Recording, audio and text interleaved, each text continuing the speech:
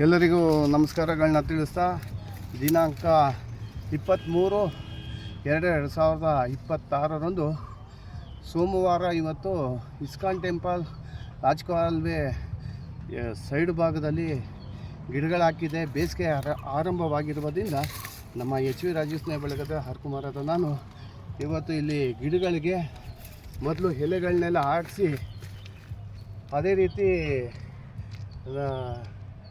ಮಣ್ಣನ್ನು ಮುಚ್ಚಿದಾಗ 8ರಿಂದ 10 ದಿನ ನೀವು ನೀರು ಹಾಕೋದು ನಡೀತದೆ.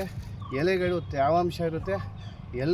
ನೀವು ಎಲ್ಲರೂ ಇದೇ ಥರ ಗಿಡ ಹಾಕಿರೋವಾಗ ಈ ರೀತಿ ಗಿಡಗಳಿಗೆ ಎಲೆಗಳನ್ನ ಹಾಕಿ ದಿನ ಹಾಕೋಕ್ಕಾಗಲ್ಲ ಅಂದರೆ 1 ವಾರ 10 ದಿನಕ್ಕೆ ಗಿಡಕ್ಕೆ ನೀರು ಹಾಕ್ಬೋದು. ಎಲೆಗಳು ತೇವಾಂಶ ಇರುತ್ತೆ.